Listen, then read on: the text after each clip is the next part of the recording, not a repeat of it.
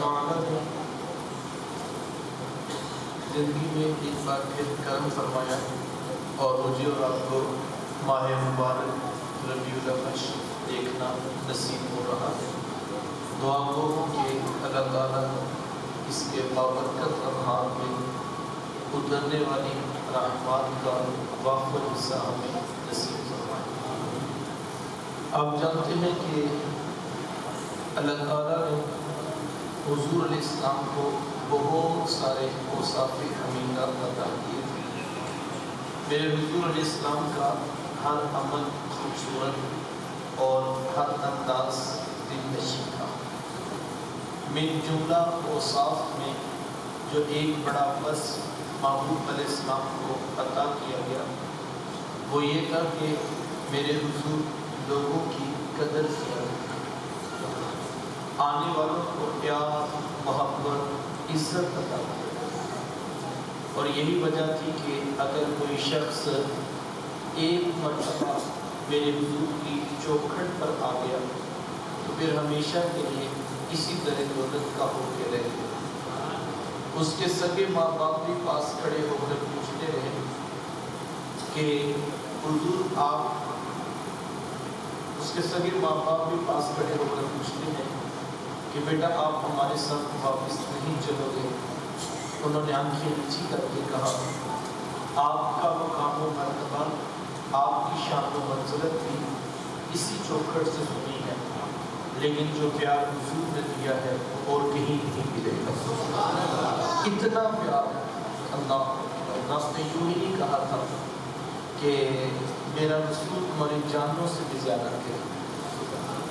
تو میرے حضور علیہ السلام کی عادت کریمانہ تھی کہ آقا کریم علیہ السلام ہر مجلس اور ہر محفل کا حصہ ہوا کرتے، جو کام صحابہ کر رہے ہوتے میرے حضور اس کام میں شریک ہو جاتے۔ الگ سے کوئی مسند لگا کر تشخص قائم کر کے بیٹھنا یہ میرے حضور پسند نہیں کیا کرتے، بلکہ کسی نے صحابہ سے پوچھ لیا کہ جب کوئی نیا شخص آتا تھا اسے کیسے پتہ لگتا تھا یہ اللہ کے رسول؟ کوئی الگ سے مسند، کوئی اسٹیج تو لگتا نہیں تھا، جہاں صحابہ بیٹھے ہوئے تو ہم بیٹھے۔ تو کہا کہ کوئی نیا شخص جب آتا اس کو کیسے پتہ لگتا تھا یہ اللہ کے رسول؟ صحابہ نے بڑی خوبصورت بات کہی، کہا یار یہ تو پوچھنے کی ضرورت ہی نہیں پڑتی تھی، حضور علیہ السلام کے گورے رنگ کی چمک بتا دیتی تھی یہ امام الانبیاء، یہ محبوب خدا ہے، ورنہ الگ سے کوئی تشخص قائم کر کے بیٹھنا میرے حضور پسند نہیں ہوتا۔ اور میں نے کہا جو کام صحابہ کرتے ہوتے حضور اس میں شریک ہو جاتے۔ صحابہ کسی سفر سے واپس پلٹ رہے تھے، ایک جگہ پر قیام کیا تو صحابہ نے عرض کیا حضور اگر آپ اجازت دیں تو کوئی کھانے پینے کا بندوبست نہ کریں؟ تو حضور میں تم صحابہ یہ بھی ہونا چاہیے۔ ایک صحابی عرض کرتے ہیں حضور بکری کو ذبح کرنے کی ذمہ داری میں قبول کرتا ہوں۔ کسی نے کہا حضور کھانا میں پکا دوں، کسی نے کہا کہ بکری کی کھال میں پکا دوں۔ اب اس طرح صحابہ آپس میں کام بانٹتے ہوئے تو حضور میں اچھا یارو یہ سارے کام تم کر لو، جنگل کی لکڑیاں میں محمد کاٹ کے لاتا ہوں۔ صحابہ عرض کرتے ہیں حضور ہم موجود ہیں، سارے کام ہم خود کر دیں گے، آپ سے تشریف فرما۔ تو حضور فرماتے ہیں مجھے تو یہ بات اچھی نہیں لگتی کہ میرے دوست کام کریں اور میں فارغ بیٹھا رہوں۔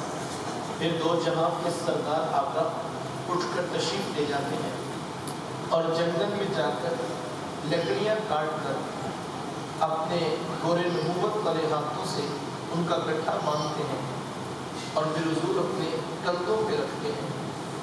صحابہ اپنی آنکھوں سے دیکھتے ہیں کہ دو جہاں کے سردار آقا اپنے غلاموں کے پیار میں جنگل کی لکڑیاں اٹھا کے لاتے ہیں۔ یہ دین یوں ہی نہیں پھیلا جوانوں، میرے حضور نے پیار اتنا کیا تھا، محبت اتنی دی تھی کہ لوگوں کا جی کرتا تھا یار جو پیار اتنا کرتے ہیں مذہب بھی ان کا قبول کرتے ہیں۔ جو محبت عزت اتنی دیتے ہیں. دیکھو جو لوگ دین میں آئے ہیں وہ اسی وجہ سے تو آئے.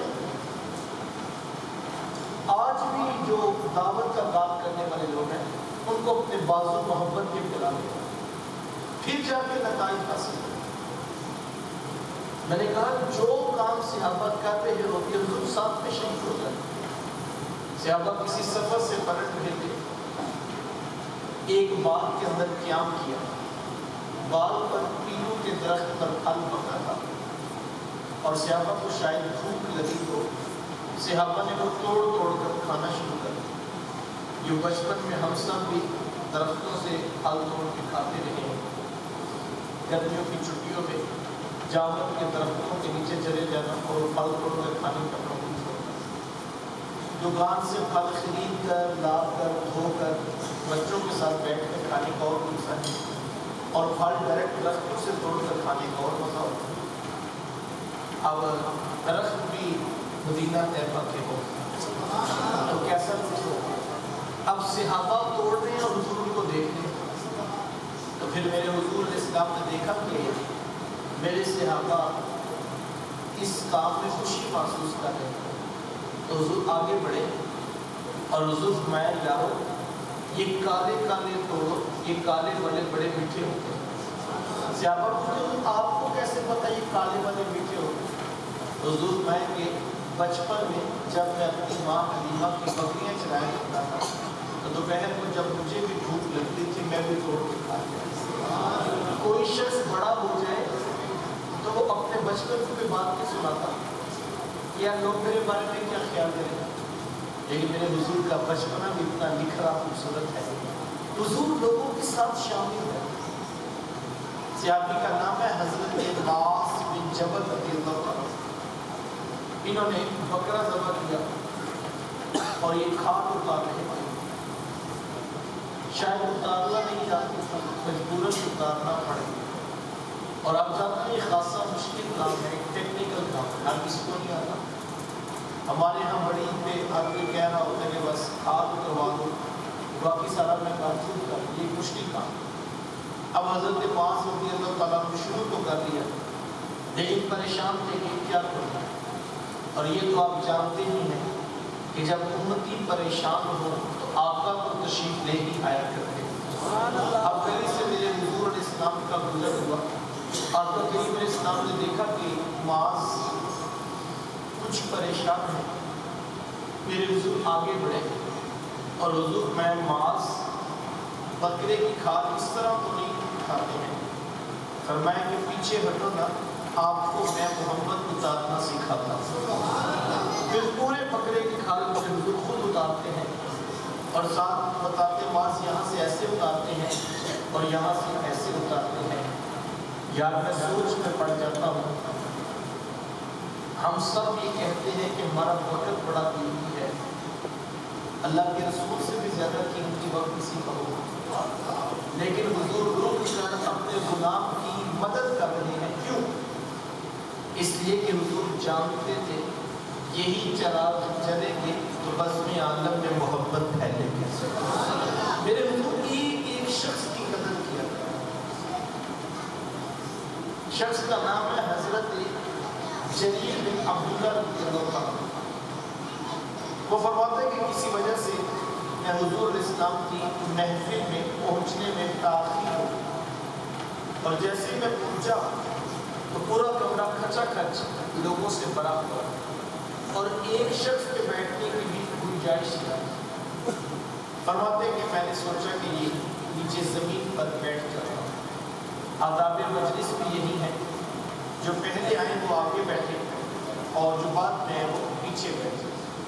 لوگوں کی گردنیں پھلان کر آگے آنے سے منع کیا تھا, اور اس عنوان پر اتنا سخت حکم ہے یہاں تک فرما دیا کہ جو شخص جمعہ کے دن لوگوں کی گردنیں پھلان کر آگے آیا گویا اس نے جہنم کی طرف کو بنایا.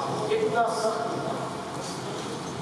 یہ روایت ہم نے بچپن میں سنی, علماء نے اس کو بیان کیا, میٹرک کا سلیبس کا بھی یہ حصہ تھا, لیکن ہماری آج تک یہی پریکٹس ہے.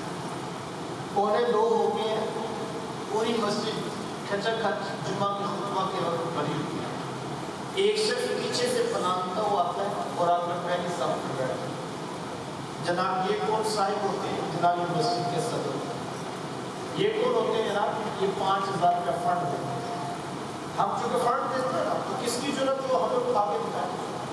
ہم 1 بجے ہیں یا ہم 2 بجے ہیں؟ ہم پہلی صف میں بیٹھے. ہم مسجد کے اندر بھی اپنی چدراہٹ ساتھ اٹھا دیتے ہیں. ہم لوگوں کو بتانا چاہتے ہیں ہم سیٹ ہوتے ہیں اور باقی لوگ جب مرضی ہیں وہ پیچھے بیٹھے. بلکہ بعض اتنے نادان ہوتے ہیں وہ اٹھا کے کسی کو پیچھے بھی کر دیتے ہیں کیوں بیٹھا. یہ میں نے خود اپنے لاہور میں دیکھا. رمضان المبارک ظہر کی نماز صفیں بن چکی, اقامت کے ہی جا چکی. ایک شخص پہلے صف میں نوجوان کھڑا تھا. قاری صاحب نے اس کو کہا بیٹا آپ پیچھے چلے جائیں, حاجی صاحب کو آگے کرو. کیوں بھائی؟ حاجی صاحب نے پہلے صف میں نماز پڑھنی وہ پہلے آ کے بیٹھتے. آپ کو کس نے حق دیا اپنی مرضی سے بدل پڑھا؟ دیکھو مسجد میں بھی اگر غریب آدمی آ کے عزت سے نماز نہیں پڑھ سکتا تو پھر مجھے بتاؤ اس عزت کہاں سے ملی؟ اور پھر مسجد میں کون آئے؟ آپ بچپنے میں دیکھا ہوگا, یہ رات میں ایک دن آ رہا تھا درس قرآن سے, تو میں نے بینک کے سامنے 25, 30, 40 موٹر سائیکلیں کھڑی دیکھی. تو میں نے دوست سے پوچھا کہ بینک کے سامنے رات 12-1 بجے موٹر سائیکلیں کیوں کھڑی؟ وہ کہنے لگے کہ اوپر سنوکر کلب ہے اور ادھر لوگ آتے ہیں اور آپ کو وہاں بیٹھتے ہیں. مجھے فتوے سے معاف رکھیے گا. تو میں نے کہا وہ اتنے لوگ کھیلتے ہیں, کہتے ہیں کھیلتے تو 4-6 لوگ ہیں باقی نہیں ہوتے. محبت, عزت, پیار ملے لوگ رات کے 1 بجے سنوکر کلب بیٹھا ہے. کسی وجہ سے بیٹھتے ہیں نا, گپ شپ ہوتی ہے, عزت دی جاتی ہے, محبت نہیں کرتی. اگر مسجدوں میں ہم محبت نہیں دیں گے, پیار نہیں دیں گے, عزت نہیں دیں گے تو کون آئے؟ یہ علماء نے مسئلہ لکھا ہے. اگر ایک چھوٹا بچہ ہے نماز کے احکام جانتا ہے, فرائض و واجبات اس کو تعلیم ہے, وضو طہارت کے مسائل جانتا ہے, پوری مسجد میں جہاں اس کا جی چاہے کھڑے ہو کے نماز پڑھ, کسی کو اختیار نہیں اس کو پیچھے کرے تو چھوڑا ہے. اب وہ اس قابل ہو گیا کہ اس کے دل کا تعلق عرش کے رحمان سے جڑ چکا ہے. کیونکہ نماز کا طریقہ جانتا ہے, احکام جانتا ہے. آپ کی نگاہ میں وہ چھوٹا بچہ ہے, میرے رسول کی شریعت اس کو حضور کا رب کا مہمان کرا اور وہ کوئی عام شخص بھی نہیں گا. دیکھو سادہ سی بات ہے, ہمارے شادی بیاہ کی تقاریب میں ہم دیکھتے ہیں بعض اوقات 2 لوگوں کا مزاج مختلف ہوتا ہے, کسی بات پہ بحث چھڑ جاتی ہے, ان کا ذاتی مسئلہ ہوتا ہے.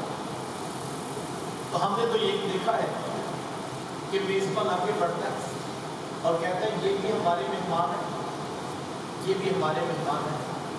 تو اس وقت آپ اپنا اختلاف چھوڑیں, ہماری عزت کا مسئلہ ہے, آپ ذرا خاموش ہیں.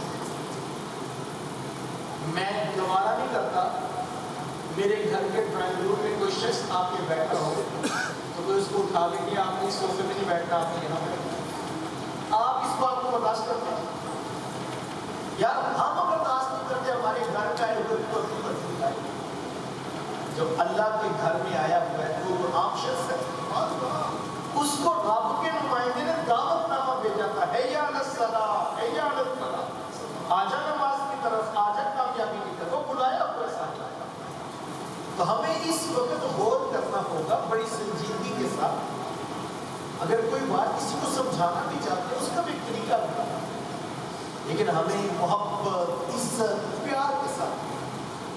دیکھو یہ دین یوں ہی نہیں, مطلب ہمارے دیگر کہنا چاہتا ہوں, میں دعوے سے کہتا ہوں یار میرے حضور نے پیار اتنا کیا تھا, لوگوں کا جی چاہتا تھا یار جو پیار اتنا کرتا ہے رب بھی اسی کا قبول کرے گے, دین بھی اسی کا قبول کریں گے, اسلام بھی اسی کا قبول. اور ہم سمجھتے کہ ہم تلوار لے کے ڈنڈا لے کے جو ہے لوگوں کی عزتیں پامال کریں اور کہ لوگ جو ہے مسجد میں کہیں, ایسے نہیں ہوگا. ہمیں محبت کے ساتھ, پیار کے ساتھ, اور خاص طور پہ یہ جو ہماری چدراہٹ ہے ہم اس کے اوپر بھی غور کریں. اللہ کی نگاہ میں اس چیزوں کی کوئی حیثیت نہیں. میرے حضور خود فرماتے ہیں رب تمہاری صورتیں نہیں دیکھتا, وہ تمہارے دل دیکھتا.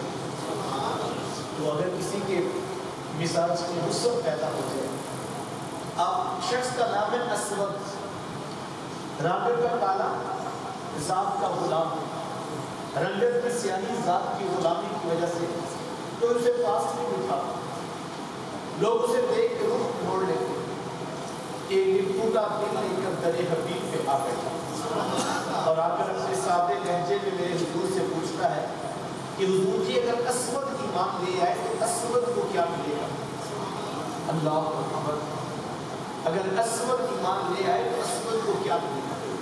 میرے حضور چاہتے تو جنت کی خوشخبری سنا دیتے، میرے حضور چاہتے تو جہنم سے آزادی کی خبر بتا دیتے، لیکن بند سینوں کے درد جاننے والے رسول حضور جانتے تھے ابھی اسود کو نہ جنت کی خوشی ہے نہ جہنم سے آزادی کی خبر چاہیے، اسود تو کسی اور درد میں تڑپ رہا ہے۔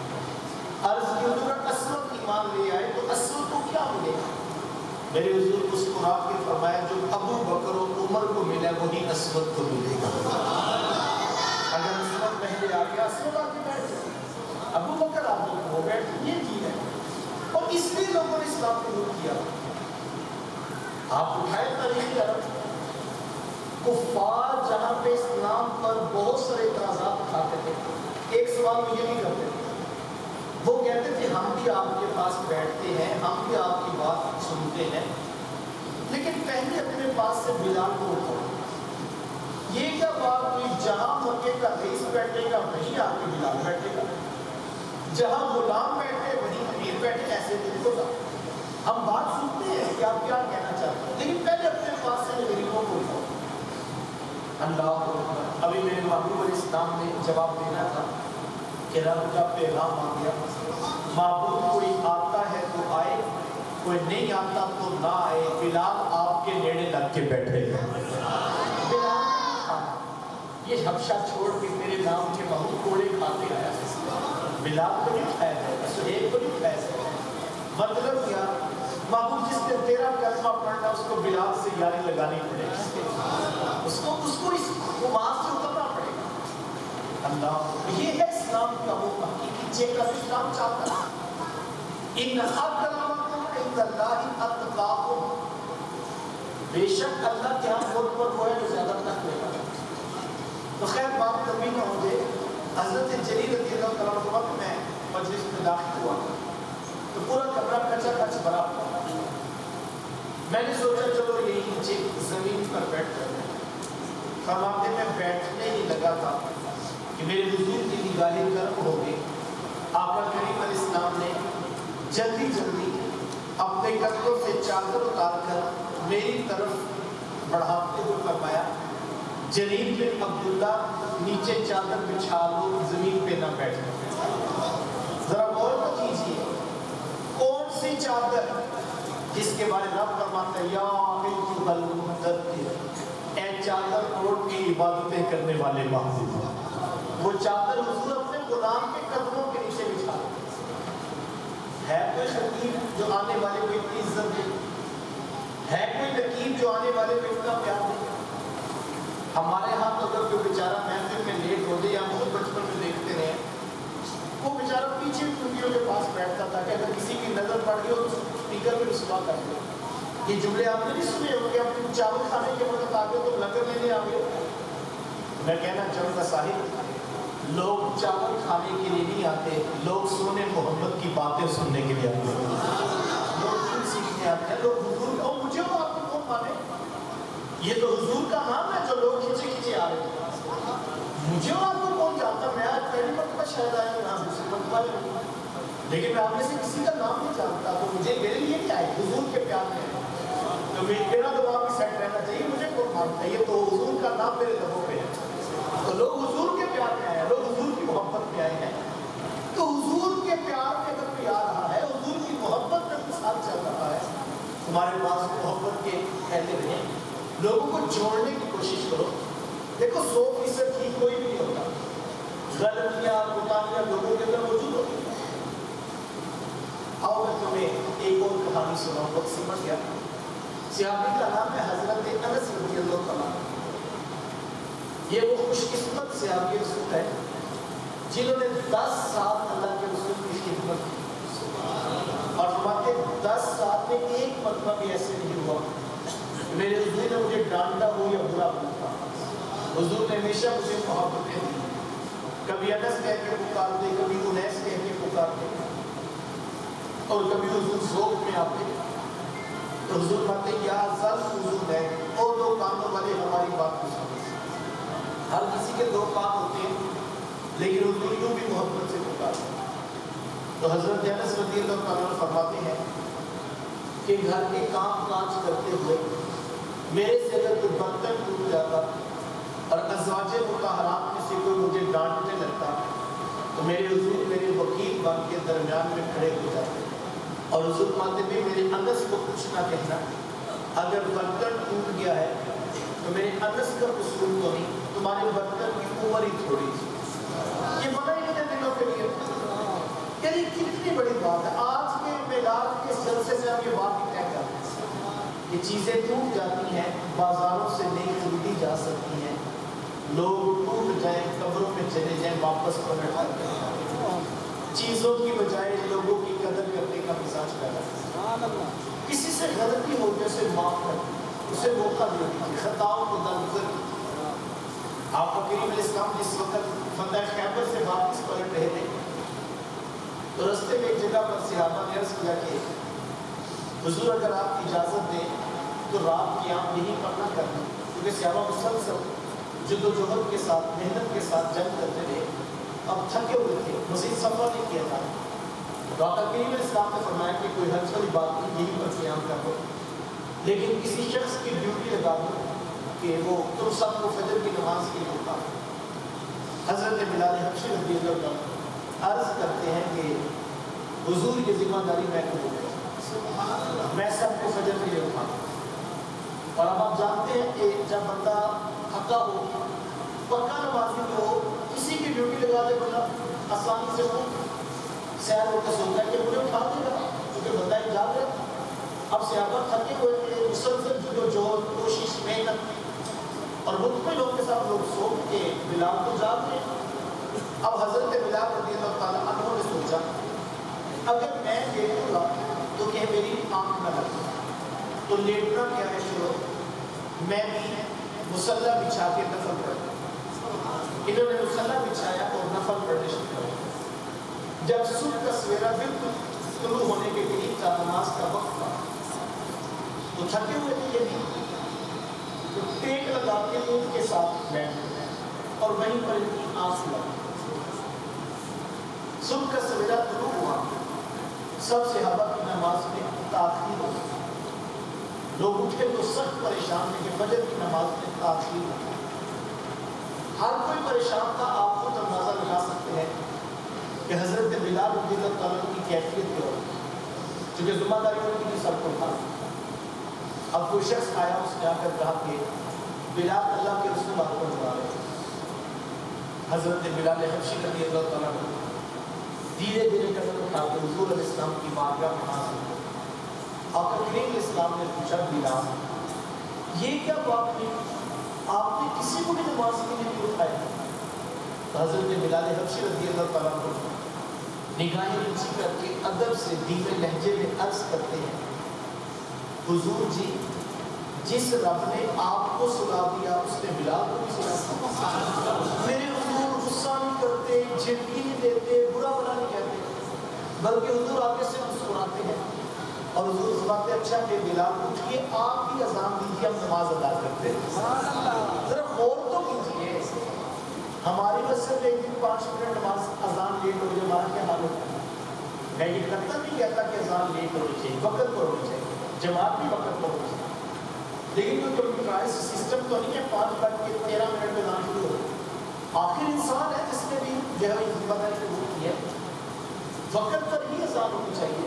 میرے استاد مکرم تو جب کسی منصب کے لیے کسی کو بھیجا کرتے, طالب علمی دور میں ہمیں فرمایا کرتے کہ بیٹا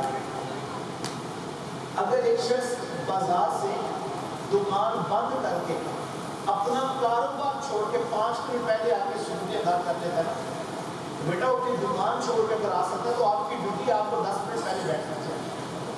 نماز بھی وقت پر ہونی چاہیے, اذان بھی وقت پر ہی ہونی چاہیے. لیکن آخر جس نے یہ ذمہ داری قبول کی ہے وہ بھی تو انسان. हमें अपने लहजों में, मैं देखूँगा मेरा बेटा मुज़िन हो, मेरा बेटा इमाम हो और वो 2 मिनट लेट हो, तो मैं कैसे बात करूँगा? तो अगर हम बेटा समझ के ही अपनी मसाजिद के माहौल में मोहब्बतों को माहौल को जब वो जन्म देंगे तो इज्जतों का पास है, तो काम सारे अच्छे हो सकते हैं।